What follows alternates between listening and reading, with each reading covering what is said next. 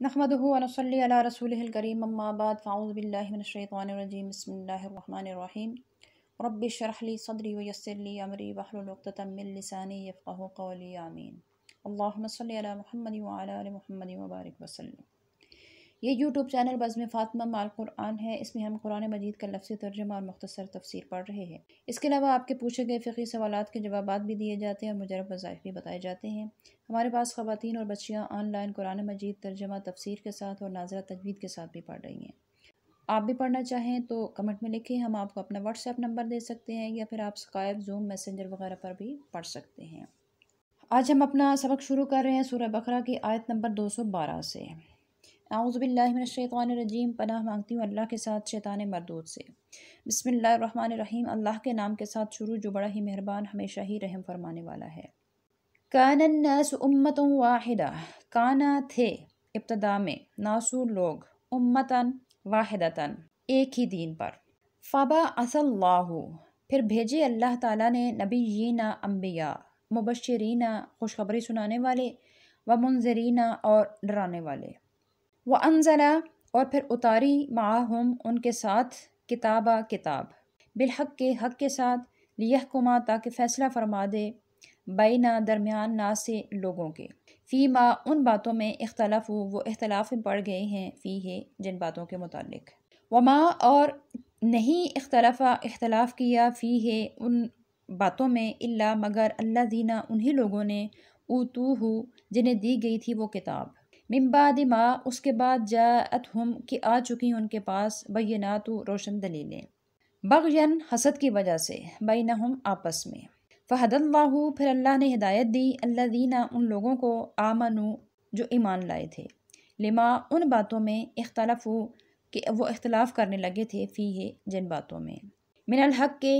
اللہ کی طرف سے، باذن ہی اپنے ارادہ سے۔ یہاں حق بمانا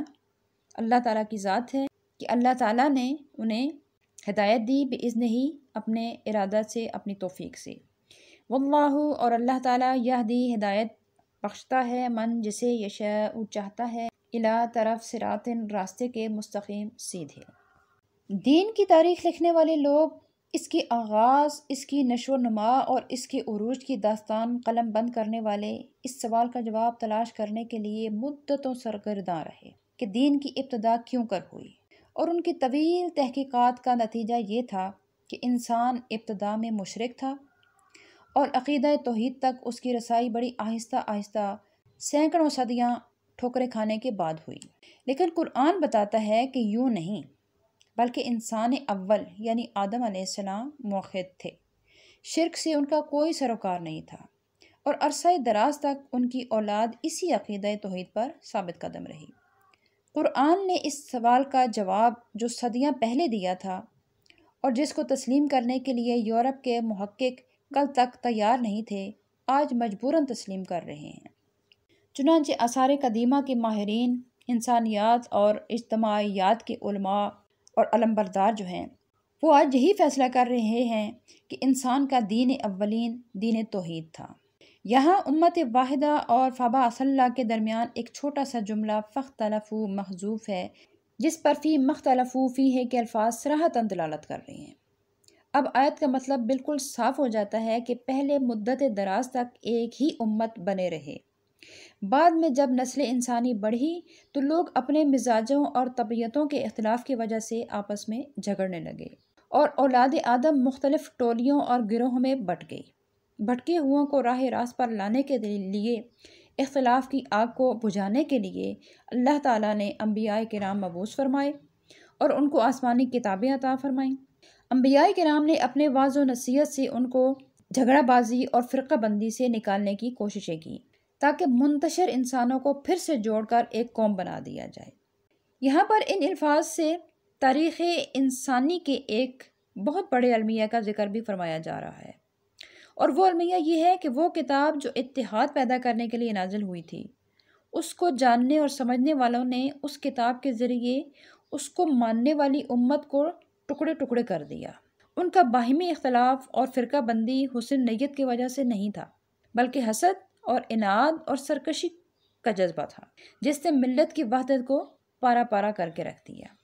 اور اس کتاب سے ہدایت انہی لوگوں کو مل سکتی ہے جو سچے دل سے ایمان لاتے ہیں اور جو کتاب کے احکام کی تعمیل کرتے ہیں، اور جو لوگ اپنے من گھڑت معنوں کا لباس اللہ کی آیات بینات کو زبردستی پہنا دیتے ہیں، زبردستی پہنانے کو اپنے علم و کمال کا کرشمہ سمجھتے ہیں، وہ اس کتاب سے ہدایت نہیں پا سکتے۔ اس لیے فرمایا کہ فَهَدَى اللَّهُ الَّذِينَ آمَنُوا لِمَا اخْتَلَفُوا فِيهِ مِنَ الْحَقِّ بِإِذْنِهِ کہ اللہ تعالیٰ نے اپنے ارادے سے، اپنی توفیق سے ان لوگوں کو ہدایت دی جو ایمان والے تھے اور بعض چیزوں میں وہ اختلاف کرنے لگے تھے، تو اللہ نے ان کو ہدایت کا راستہ دکھایا اور ان کو ہدایت پر چلایا، اور یہ اللہ کی توفیق سے ہوا۔ ام حسبتم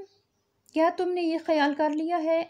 یہ کہ تدخلوا تم داخل کر دیے جاؤ گے جنتا جنت میں، حالانکہ لما نہیں یأتکم آئے تم پر مثلو حالات الذین ان لوگوں والے خلاؤ جو گزر چکے ہیں من قبلکم تم سے پہلے، مستہم پہنچی تھی انہیں بأساء شدید قسم کی سختی، والضراء اور مصیبت، وزلزلوا اور وہ لرز اٹھے تھے، حتیٰ یہاں تک کہ یقولا کہا رسول نے، والذین اور ان لوگوں نے بھی آمنو جو ایمان لائے تھے معاہو اس رسول کے ساتھ، متى کب آئے گی نصر اللہ اللہ کی مدد، الا